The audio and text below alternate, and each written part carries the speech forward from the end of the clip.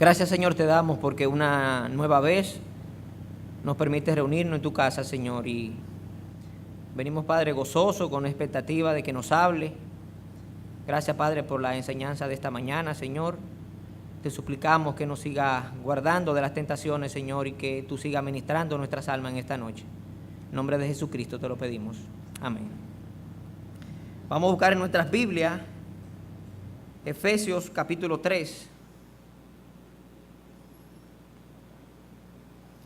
Efesios capítulo 3, y vamos a leer desde el verso 14 al 21.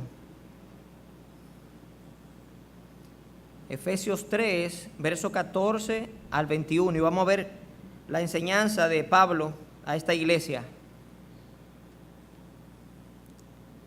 Si alguien necesita una Biblia, que le puedan prestar una. Todos tienen Biblia. Efesios 3, dice así la palabra de Dios, verso 14. Por esta causa doblo mis rodillas ante el Padre de nuestro Señor Jesucristo, de quien toma nombre toda familia en los cielos y en la tierra, para que os dé, conforme a la riqueza de su gloria, el ser fortalecidos con poder en el hombre interior por su Espíritu, para que habite Cristo por la fe en vuestros corazones, a fin de que, arraigados y cimentados en amor, seáis plenamente capaces de comprender con todos los santos cuál sea la anchura, la longitud, la profundidad y la altura, y de conocer el amor de Cristo, que excede a todo conocimiento, para que seáis llenos de toda la plenitud de Dios. Y aquel que es poderoso para hacer todas las cosas mucho más abundantemente de lo que pedimos o entendemos, según el poder que actúa en nosotros, a Él sea la gloria en la iglesia en Cristo Jesús, por todas las edades, por los siglos de los siglos. Amén. Bueno, la iglesia para que nos ubiquemos en el contexto del pasaje en lo cual ocurre esta enseñanza de Pablo, o esta carta de Pablo a la iglesia de Éfeso. La iglesia de Éfeso generalmente fue iniciada, según algunos comentaristas, en el segundo viaje de Pablo, y inicialmente Priscila y Aquilas estaban con la obra del ministerio en sus inicios. Luego, en el tercer viaje misionero de Pablo, Pablo confirma esta iglesia, e inclusive Pablo mismo estuvo pastoreando esta iglesia durante un tiempo. Pero si ustedes van manteniendo este pasaje ahí mismo, a 1 de Timoteo capítulo 1, nos podemos dar cuenta todas las vicisitudes que pasaba aquella iglesia y todos los inconvenientes por los cuales atravesaba la iglesia de Éfeso. 1 de Timoteo capítulo 1, mire lo que dice las Escrituras. Como te rogué que te quedases en Éfeso cuando fui a Macedonia, para que mandases a algunos que no enseñen diferente doctrina, ni presten atención a fábulas y genealogías interminables que acarrean disputas, más bien que edificación de Dios, que es por la fe. Así te encargo ahora. Así que esta iglesia comenzó a tener una serie de conflictos en cuanto a la doctrina básica, en cuanto a la verdadera doctrina. Así que Pablo se ve obligado en un viaje que hace a Macedonia a enviar a Timoteo a que fuera a pastorear esta iglesia y a corregir algunas cosas, algunos aspectos doctrinales que andaban mal. Y por eso es que vemos aquí que él le dice a Timoteo: te tengo que enviar allá. Y le explica específicamente cuál es el motivo de la obra que él iba a hacer en ese ministerio. En el versículo 18, ahí mismo de Timoteo, 1 de Timoteo, capítulo 1, este mandamiento, hijo Timoteo, te encargo, para que conforme a las profecías que se hicieron antes en cuanto a ti, milites por ellas la buena milicia, manteniendo la fe y buena conciencia, desechando la cual naufragaron en cuanto a la fe algunos, de los cuales son Himeneo y Alejandro, a quienes entregué a Satanás para que aprendan a no blasfemar. Así que vemos que hace mención directamente a dos hermanos, y luego en la segunda carta a Timoteo, luego hace otra mención de este Himeneo y de otro hermano llamado Fileto, o de otra persona llamado Fileto, de personas que estaban introduciendo doctrinas extrañas dentro de la iglesia. Así que Pablo se ve en la obligación de enviar a Timoteo para que, dice, conforme al ministerio al llamado que tú tienes, dice, tú actúes. Evidentemente, si leemos la primera carta a Timoteo y la segunda carta, esta iglesia dio bastante problema a Timoteo. Al punto que si leemos el contexto de la carta y vemos el mensaje de Pablo en la carta, nos damos cuenta que Timoteo quizá llegó a a una depresión dentro de la iglesia, porque vemos todo el ánimo y cómo Pablo lo estimulaba y lo animaba a que siguiera firme en el ministerio. Pero lo que vemos es que habían líderes dentro de la iglesia, y menciona a 2 aquí que estaban llevando la iglesia a cuestiones que no tenían que ver con la verdad, hablando de casamiento, de alimento y sobre la justificación por medio de obras. Así que era bastante importante para Pablo enviar a Timoteo a este ministerio. Si vamos a la carta de los Efesios de nuevo, capítulo 1, viendo el contexto de lo cual acontecía en esta iglesia, lo que estaba pasando en esta iglesia, los problemas doctrinales que tenía la iglesia, de cómo algunos estaban animando o estaban enseñando a que los hermanos se podían justificar no únicamente por fe, sino por medio de obras y practicar algunas cosas de la ley o rituales de la ley. Si ustedes ven Efesios 1:1, Pablo, apóstol de Jesucristo por la voluntad de Dios, a los santos y fieles en Cristo Jesús que están en Éfeso. Así que la carta es una carta dirigida específicamente a la iglesia, o sea, a creyentes. O sea que la enseñanza que vemos en esta carta es un mensaje a la iglesia, a los que estaban dentro de la iglesia en ese momento, a los hermanos que estaban siendo instruidos por aquellos falsos maestros. Versículo 3. Bendito sea el Dios y Padre de nuestro Señor Jesucristo, que nos bendijo con toda bendición espiritual en los lugares celestiales en Cristo, según nos escogió en Él antes de la fundación del mundo, para que fuésemos santos y sin mancha delante de Él, en amor, habiéndonos predestinado para ser adoptados hijos suyos por medio de Jesucristo, según el puro afecto de su voluntad. Y el primer propósito que vemos en la carta es que Pablo no quiere dejar ninguna posibilidad y ninguna duda de que los hermanos pensasen que había algún modo de justificarse que no fuera a través de la fe de Cristo. Y por eso es que vemos aquí que Pablo dice, bendito sea el Señor, dice que nos bendijo con toda bendición espiritual, dice, y nos predestinó, o sea, nos escogió en Jesucristo desde antes de la fundación del mundo. Así que el Pablo está diciendo a la iglesia, desde antes que ustedes pensaran, inclusive en venir a la tierra, haber nacido, dice, ya Dios tenía planes a través de Cristo para los hombres, dejando toda posibilidad a un lado de que el hombre se pueda justificar por otra vía que no sea por Cristo. Y si ven el versículo 11 del capítulo 1 también, Pablo está hablando acerca de la realidad de la iglesia. 1:11. En él, asimismo, tuvimos herencia, habiendo sido predestinados conforme al propósito del que hace todas las cosas según el designio de su voluntad, a fin de que seamos para la alabanza de la gloria, nosotros, los que primeramente esperábamos en Cristo, y en él también vosotros, habiendo oído la palabra de verdad, el evangelio de vuestra salvación, y habiendo creído en él, fuiste sellado con el Espíritu Santo de la promesa. Así que él está hablando, está diciendo, bueno, nosotros los que esperábamos, los judíos, dice primeramente, y luego ustedes, dice, todo Dios lo hace una familia en Cristo. Así que vemos también cómo aquí ya Dios no está tratando, según Pablo habla, con un pueblo determinado, sino que Pablo dice, ya Dios está a través de Cristo trabajando con nosotros y trabajando con los gentiles, como una iglesia. Y una tercera verdad que Pablo quiere enseñar, aparte de otras más, pero una tercera verdad es la que dice el versículo 7 del capítulo 1. Y tiene que ver sobre la riqueza o beneficio que nosotros hemos adquirido en esa gracia. Dice ahí, en quien tenemos redención por su sangre, el perdón de pecados según la riqueza de su gracia. Así que esa riqueza de la gloria de Dios, esa riqueza de la gracia de Dios fue manifestada, y ahora el hombre, dice Pablo, ahora nosotros, ustedes, la iglesia de Éfeso, tiene redención, son salvos. Esa riqueza de Dios ahora ha sido manifestada y ustedes están dentro de eso. Usted ha sido partícipe de esa riqueza que Dios ha manifestado.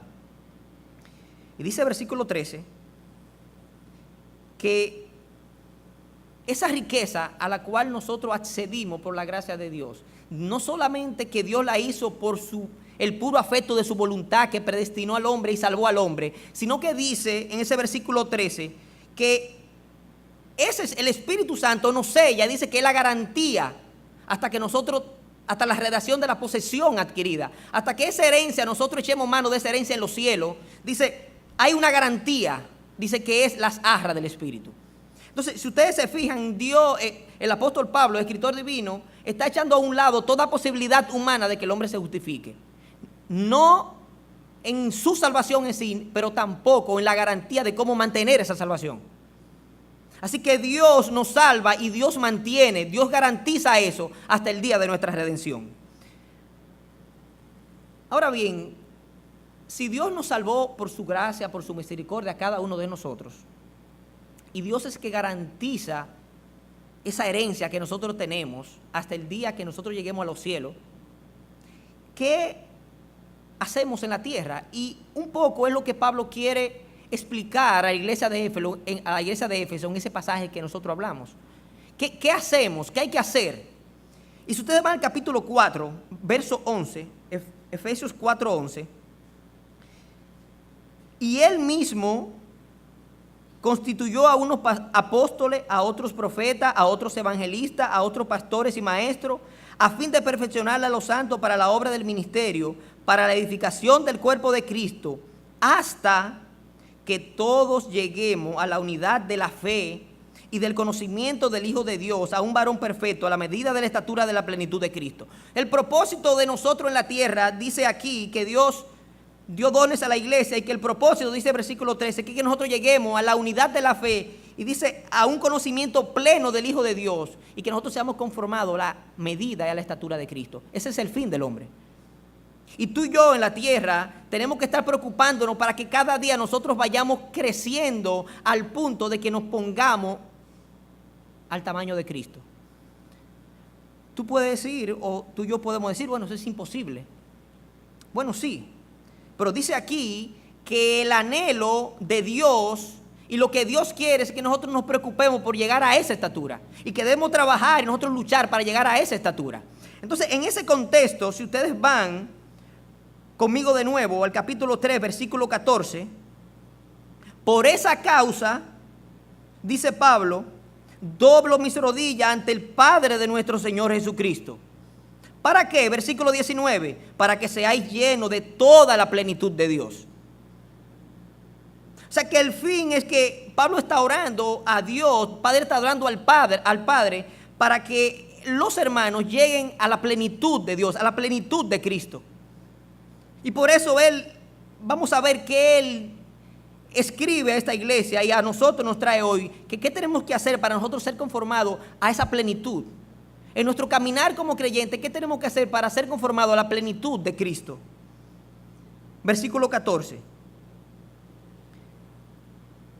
Por esta causa doblo mis rodillas ante el Padre de nuestro Señor Jesucristo, de quien toma nombre toda familia en los cielos y en la tierra, para que os dé conforme a la riqueza de su gloria. Y si notamos, primeramente Él nos eligió por su gracia. Pero Pablo está orando aquí para que Dios también, al Padre también, conforme a la riqueza de su gloria, ¿qué haga? Le dé a la iglesia de Éfeso el ser fortalecido, el ser conformado a la plenitud de Cristo. Y esto nos denota, como dice en Corintios, porque Dios que mandó que de las tinieblas resplandeciese la luz, ese que resplandeció en nuestros corazones para la iluminación del conocimiento de Dios en la faz de Jesucristo. O sea que Dios en un momento, no como muchas veces vemos, que muchas religiones tú le preguntas, bueno, ¿y tú eres creyente? Sí, el amor de Cristo, el amor y que el ejemplo de Cristo. Pero dice aquí que lo que Dios hizo en nosotros fue que Él iluminó nuestro entendimiento para que nosotros lo viéramos a Él en la persona de Jesucristo. Lo que está diciendo el Señor es que nosotros es necesario que entendamos que Cristo es Dios, que Cristo es ese Dios hecho hombre y que vino a la tierra, y que Dios iluminó nuestro entendimiento para que nosotros pudiéramos comprender eso. Pero si van a Efesios capítulo 1, versículo 15, miren qué sigue haciendo el Señor. Dice Pablo a esta iglesia, por esta causa también yo, habiendo oído de vuestra fe en el Señor Jesús y de vuestro amor para con todos los santos, no ceso de dar gracias por vosotros, haciendo memoria de vosotros en mis oraciones. Pablo estaba alegre, gozoso, porque la fe de ellos se había divulgado y dice, y yo estoy alegre por eso. Pero miren que sigue diciendo el versículo 17, que él ora también para que el Dios de nuestro Señor Jesucristo, el Padre de gloria, os dé espíritu de sabiduría y de revelación en el conocimiento de Él, alumbrando los ojos de vuestro entendimiento para que sepáis cuál es la esperanza a que Él os ha llamado. No solamente nos iluminó en el momento de nuestra salvación, sino que nos sigue iluminando ahora para que nosotros, mirando la esperanza a lo cual fuimos llamados, dice, nosotros crezcamos en ese conocimiento. Fíjense que el Señor sigue preocupado, no únicamente en el momento de nuestra salvación, que escapamos de la influencia del diablo y de los brazos del diablo, sino que Dios sigue ocupado y preocupado en nuestro caminar como creyente. Y dice que Él sigue alumbrando nuestro entendimiento para que no solamente nosotros miremos lo que pasó en la cruz y nos detengamos allí, sino que nosotros miremos lo que Cristo conquistó en el futuro. La esperanza que tú y yo tenemos en el futuro. Y Dios sigue preocupado por eso. Versículo 16.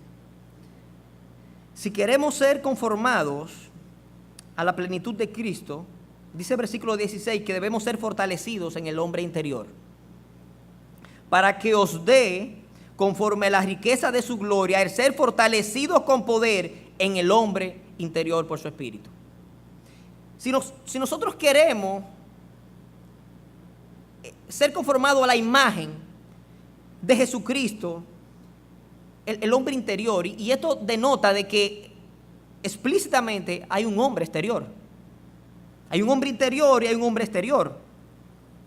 Y cuando Pablo escribe la segunda carta a los Corintios, dice que ese hombre exterior se va desgastando, o sea que tiene que ver algo con lo físico. Pero cuando escribe la carta a los Romanos, capítulo 7, dice que ese hombre exterior es como una ley que hay en nuestros miembros, que se revela contra la ley de nuestra mente, dice que nos lleva cautivo al pecado. Así que está diciendo que ese hombre exterior es un enemigo de la ley de Dios, de esa mente de Dios que Dios puso en nosotros el día que nos convertimos. Fíjense que este hombre exterior que milita y mora en nosotros mismos es el peor enemigo que tenemos, porque es un enemigo que está con nosotros, rebelándose contra nosotros. Y como decía el pastor esta mañana, hay una concupiscencia en nosotros que nos seduce a esas cosas que el hombre exterior quiere y que se rebelan contra el hombre interior conformado según Dios. Nosotros mismos tenemos un enemigo de cuidado en nosotros. Por eso el Señor está diciendo, si tú quieres ser conformado conforme a la plenitud de Cristo, tienes que fortalecerte. Él no está mandando, hay que hacer algo. Nosotros como creyentes, y le está hablando a creyentes, recuerden, tenemos que hacer algo para ser fortalecidos en ese hombre interior. Porque si no hay problema con el otro hombre exterior que mora en ti. Capítulo 4, versículo 11. El mismo pasaje que leímos hace un poco. 4:11. Y él mismo constituyó a unos apóstoles, a otros profetas, a otros evangelistas, a otros pastores y maestros, a fin de perfeccionar a los santos para la obra del ministerio, para la edificación del cuerpo de Cristo. Y fíjense que Dios ahí mismo, por ello, nos da una serie de herramientas y un equipamiento a la iglesia de Jesucristo. ¿Cuál? Los hermanos que tienen dones, que todos tenemos algún don. Así que los dones que nosotros tenemos es un equipamiento que Dios nos ha dado, que le ha dado a la iglesia con la finalidad, dice ahí, de perfeccionar a los santos hasta que lleguemos a la medida de Cristo, a un varón perfecto, a la medida de la estatura de la plenitud de Cristo. Yo no quisiera decir esto, pero si nosotros tenemos un don y veíamos cuando el pastor nos enseñaba acerca de los dones espirituales, que todo el mundo tiene por lo menos un don, pero si tenemos un don y no lo tenemos al servicio del ministerio de Cristo, al final estamos quizás robando algo que no es de nosotros, porque fue que nos lo dieron para que lo pusiéramos al servicio, para una obra específica. Y esa obra no solamente tiene que ver con nosotros, sino que esa obra tiene que ver con el cuerpo de Cristo. Así que si nosotros no estamos siendo edificados y no estamos edificando a otros, hay un grave problema. Porque fue algo que Dios de manera personal se ocupó. Él mismo constituyó. Él mismo se ocupó de repartir a su iglesia para que todos nosotros fuéramos conformados a la medida de Cristo, que es lo que Él quiere. Versículo 14, el capítulo 4, ahí mismo. ¿Para qué Dios hace eso? ¿Por qué Dios le da dones a la iglesia? Para que ya no seamos niños fluctuantes llevados por doquiera de todo viento de doctrina, por estratagema de hombres que para engañar emplean con astucia las artimañas del error. O para que no seamos inmaduros. El Señor está diciendo, dice, si tú no estás poniendo tu don al servicio y tú no estás recibiendo, no te estás alimentando de aquellos que tienen dones, de algún modo, dice, tú te estás quedando como un niño, un inmaduro espiritual. Dios nos está estimulando a que nos capacitemos y capacitemos a otros para la obra del ministerio hasta que todos lleguemos a la unidad de la fe, dice, a un varón perfecto. Eso es lo que Dios quiere. Si queremos ser conformados a la plenitud de Cristo, versículo 16, Efesios 3:16, dice, para que os dé conforme a la riqueza de su gloria, el ser fortalecidos, debemos fortalecernos, debemos ejercitarnos, dice, con poder en el hombre interior, dice, por su espíritu. Noten que de algún modo es, si vale poner el ejemplo, es como que Dios no entró a un club o a un gimnasio, no sé, y nos dio una membresía gratis. Le dijo, mira Francis, tú eres miembro de ese club. No obstante a eso, Él dice, yo me voy a garantizar de que esa membresía nunca nadie la toque. Y garantiza esa membresía. Pero no obstante a eso, Él dice, yo me voy a encargar de que ese gimnasio que yo te di la membresía, tú tengas todo el equipamiento necesario para que tú te ejercites. Todo el equipo necesario. Pero no obstante a eso, dice que es por el Espíritu. Y de alguna manera nos da como si fuera la fuente de la proteína que el músculo va a tener para crecer. Porque Él dice que ese fortalecimiento con poder en el hombre interior es por el Espíritu. Y dense cuenta que está en mayúscula, por el Espíritu Santo. Nosotros nos vamos fortaleciendo a través del Espíritu Santo, pero ¿cómo opera el Espíritu Santo? Juan 16:13. Pero cuando venga el Espíritu de verdad, Él os guiará a toda la verdad, porque no hablará por su propia cuenta, sino que hablará todo lo que oyere y os hará saber las cosas que habrán de venir. Así que dice que el Espíritu Santo nos va a guiar a la verdad. ¿Cuál es la verdad? La palabra. Así que la fuente de proteína para que nosotros estemos fuertes, dice el Señor, que es la palabra de Dios y que esa palabra de Dios opera a través del Espíritu. Así que somos fortalecidos por el Espíritu, alimentados a través de esa fuente proteica que es que la palabra de Dios. Es por eso que si usted ve el capítulo 4, versículo 15, ahí de Efesios, el Señor dice, para que no sean ya niños espirituales, sino que siguiendo la verdad, en amor, crezcamos en todo, en aquel que es la cabeza, esto es en Cristo. Así que si nosotros nos alimentamos por el Espíritu Santo, en la palabra, como dice el versículo 15, siguiendo esa verdad de Jesucristo, dice, nosotros vamos a crecer. El músculo se va a poner fuerte. Ningún dardo de fuego del maligno podrá atacarnos. Ese hombre interior se irá robusteciendo a medida que nosotros por el Espíritu vayamos leyendo, estudiando la palabra. Y Dios sosteniéndonos.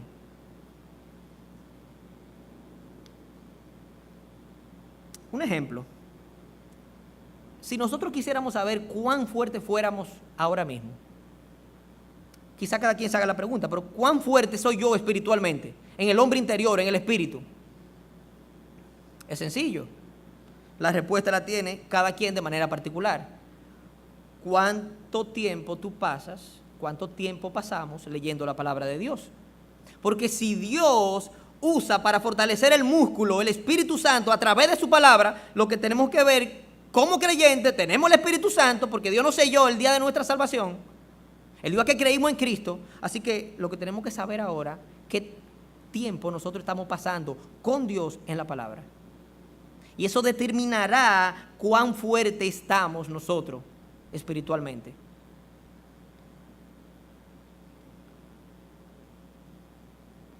Es imposible que haya alguna persona fuerte espiritualmente si no pasa tiempo en la palabra.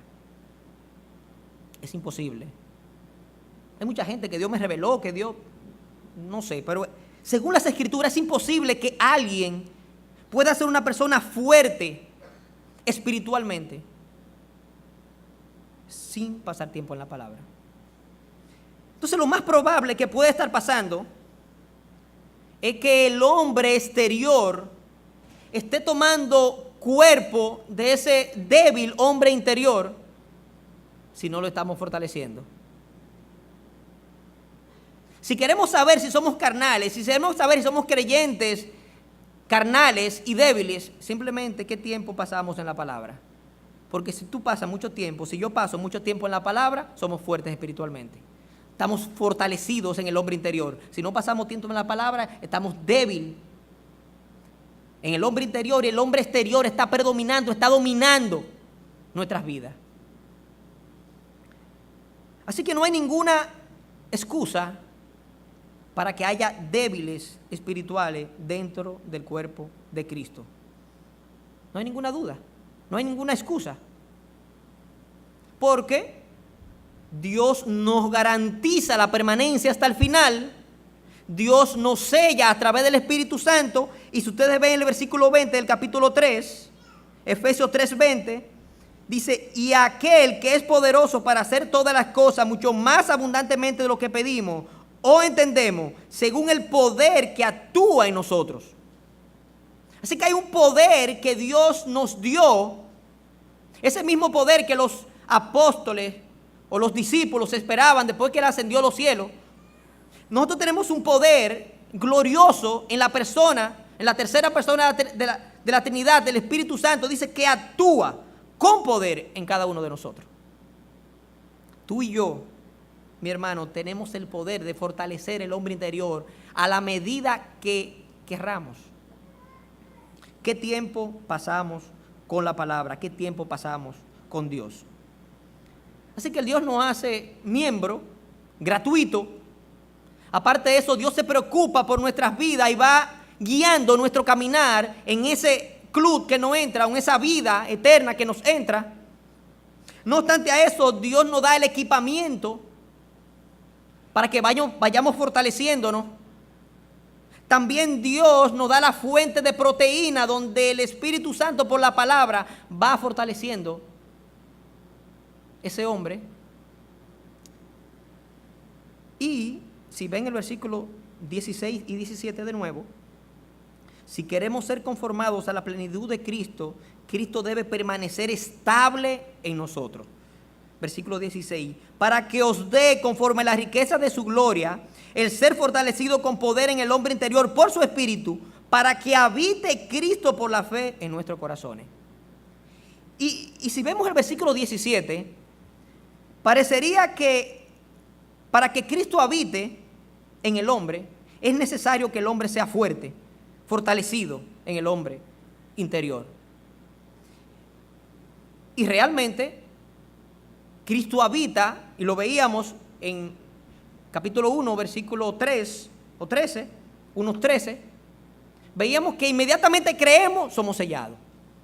Y inmediatamente somos sellados, dice que viene, que somos habitados permanentemente por Cristo, hasta el día de nuestra redención. Así que ese versículo 17 no está diciendo de ninguna manera que el ser fortalecido en el hombre interior es lo que garantiza que Cristo habite en nosotros.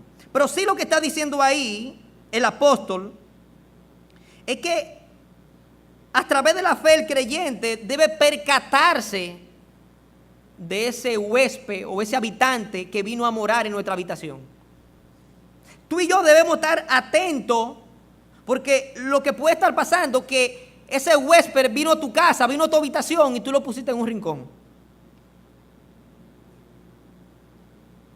Y lo pusimos en el baúl de los recuerdos. Nuestra salvación está garantizada, pero la realidad es que a Cristo no lo hemos entronado en nuestras vidas, no lo hemos puesto como el centro de nuestras vidas. Y fíjense que el versículo 17 al final lo explica. Dice, para que habite Cristo por la fe en nuestros corazones, a fin de que arraigados y cimentados en amor. De alguna manera lo que está diciendo es que Cristo debe echar raíces en el centro de nuestras vidas para que nuestras vidas sean estables, para que estemos erigidos, cimentados, fundados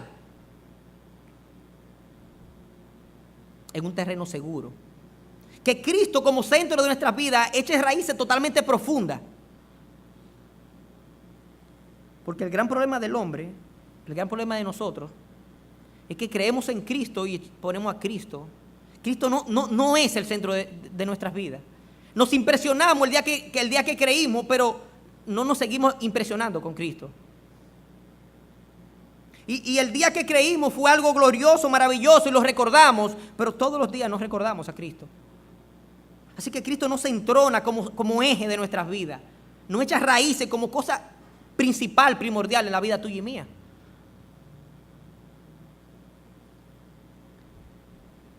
Si queremos ser conformados a la plenitud de Cristo, versículo 18, y este es, diríamos, el clima del pasaje o lo que Dios quiere que nosotros entremos. Dice, seáis plenamente capaces de comprender con todos los santos cuál sea la anchura, la longitud, la profundidad y la altura, y de conocer el amor de Cristo que excede a todo conocimiento.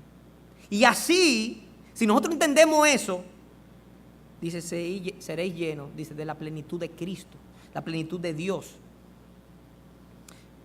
Si notamos y nos fijamos, Dios, desde que nos salvó, está profundamente preocupado y ocupado por ti y por mí. Por el puro afecto de su gracia, Él nos salva. Por el puro afecto de su gracia nos sigue sosteniendo. Por el puro afecto de su gracia nos da las herramientas para que como iglesia crezcamos. Y luego más adelante, en este mismo libro, habla de la armadura que le da al creyente. Y vemos que así mismo con el puro afecto de tu gracia nos da la fuente donde tenemos que ir. Pero dense en cuenta que ese poder de donde nosotros nos alimentamos, también Él es que lo sostiene a través de su Espíritu Santo. No obstante, Él dice, céntrate en Dios, céntrate en Cristo. El fin de todo esto es que Dios está totalmente preocupado para que nosotros tengamos una relación íntima, directa, cercana totalmente con Cristo.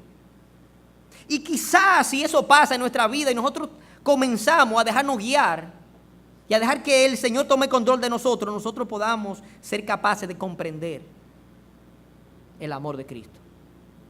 Fíjense que Él dice en el versículo 18, la anchura, la longitud, la profundidad, la altura, o sea, la inmensidad del amor de Dios. Dice, es lo que yo quiero que ustedes entiendan. El amor de Cristo es lo que yo quiero que ustedes entiendan.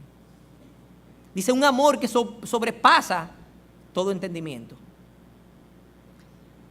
Y yo meditaba, porque yo le confieso, a veces yo no me detengo a pensar sobre el amor de Cristo.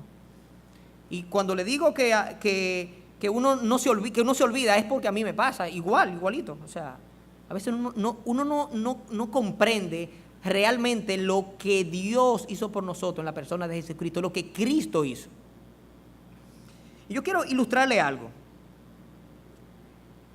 Dice en Isaías 40:22, primero, Dios en la persona de Jesucristo habita desde la eternidad. Dice, ese verbo habitaba desde la eternidad, habitaba en la gloria con el Padre. O sea, un Dios glorioso. Cristo es glorioso, totalmente glorioso. Y ese Dios glorioso, dice en Isaías 40:22, que está sentado sobre el circo de la tierra. Y yo llegaba a pensar en Génesis, y dijo Dios, sea la luz, y fue la luz. Y me imagino cómo Dios desde el circo de la tierra, o sea, salió aquello cuando Él dijo sea la luz, con aquel poder impresionante, un poder incomprensible, sea la luz y el mundo, o sea, la tierra completa fue iluminada, porque Él dijo sea la luz. Hágase la expansión en medio de las aguas y separe las aguas de las aguas, y de repente la expansión se comienza a separar y todo el cielo comienza a ponerse azul o no sé. O sea, todo, o sea, simplemente porque Él lo dijo con su boca. Cristo dijo esto y de repente todo comienza a suceder. Júntense las aguas que están debajo de los cielos en un lugar y cúbrase lo seco. Descúbrase lo seco. Y de repente todas las aguas que estaban en la tierra, no sé si ocupaban toda la tierra por completo, de repente con simplemente el mencionar comienzan a hacerse los mares y la tierra donde nosotros habitamos comienza a descubrirse un poder incomprensible y milagroso. Cristo haciendo esto en ese momento en la creación. Después dijo Dios, produzca la tierra hierba verde. Y todo aquello quizá árido, de repente comienza a haber un verdor y la tierra se viste de verde. Y dice que también dijo que se hicieran dos grandes lumbreras y quizá el sol salió disparado y vino y iluminó el día. Y la luna vino y iluminó la noche. O sea, yo no sé si ustedes piensan, y la humanidad, si ustedes ven los programas de la televisión, la humanidad, yo creo que la mayor cantidad de recursos de los hombres es destinado a ver cómo sucedió eso. Porque nadie lo cree. Porque solo por fe, los que tienen fe pueden creer que Cristo hizo eso. Con la palabra de su boca, Cristo fue capaz de, en un día, hacer la luz. En un momento, con la palabra de su boca fue la luz. Y todo lo que hay fue hecho en un instante cuando Él lo pronunció con su boca. Cristo. Pero de repente, tomando a Pedro y a los dos hijos de Zebedeo, comenzó a entristecerse y a angustiarse en gran manera. Entonces Jesús le dijo, mi alma está muy triste hasta la muerte. Quedaos aquí y velad conmigo. Yendo un poco adelante, se postró sobre su rostro, orando y diciendo, Padre mío, si es posible, pasa de mí esta copa, pero no sea como yo quiero, sino como tú. O sea, ese Dios creador, todopoderoso, inmensamente glorioso, lo vemos suplicando. Ojalá, dice Dios, te suplico, entristecido. Y estando en agonía, oraba más intensamente, y era su sudor como grandes gotas de sangre que caían hasta la tierra. O sea, ese Dios agónicamente clamaba. Entonces, frente al concilio, le escupieron en el rostro y le dieron de puñetazos y otros le abofeteaban. Y desnudándole, le echaron encima un manto escarlata y pusieron sobre su cabeza una corona tejida de espina y una caña en su mano derecha, e hincando la rodilla delante de él, le escarnecían diciendo, salve rey de los judíos. Y escupiéndole, tomaba la caña y le golpeaban en la cabeza. Después de haberle escarnecido y quitaron el manto, le pusieron sus vestidos y le llevaron para crucificarle.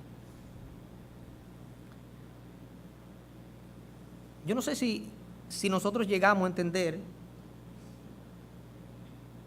el amor de Jesucristo, o sea, cuando con ese poder incomprensible hizo los cielos y la tierra, y asimismo con una humillación incomprensible moría por la misma persona que Él amó. Y yo le confieso que, o sea, esta mañana, cuando yo estaba leyendo eso, o sea, yo comencé a llorar.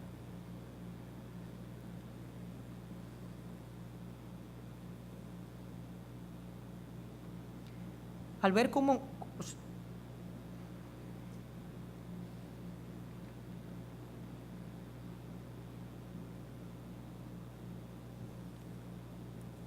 pero el hecho es que es totalmente incomprensible cómo Dios puede amarnos a nosotros, ese Dios todopoderoso, hasta el extremo de que nosotros mismos le escupimos, le pisoteamos, y nosotros no entendemos el amor de Cristo. Oremos. Padre Santo, gracias te damos, Señor, porque tú nos amaste con un amor incomprensible. Padre, gracias porque sin merecerlo, Señor, tú estás ocupado, Padre, y preocupado por nuestra vida como creyentes, Señor. Y para que el tiempo que vivamos en la tierra, Señor, te rogamos que nuestras vidas sean conformadas, Señor, a la estatura de Cristo. Y que tú ayudes, Señor, que cada uno de nosotros, Señor,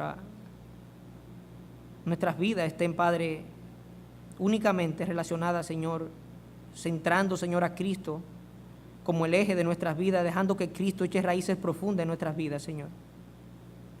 Nosotros te damos gloria, Señor, porque no merecíamos, Señor, que tú nos amaras. Sin embargo, Padre, a ti, en tu gracia, Padre, te plujo hacerlo, Señor. Y nosotros te alabamos y te glorificamos, Señor. Y te pedimos perdón, Señor, porque sabemos, Padre, que hemos pecado contra ti, Señor. Y te suplicamos que nos ayudes, Señor, a amarte cada día con todo nuestro corazón como tú nos amaste. En nombre de Cristo Jesús. Amén.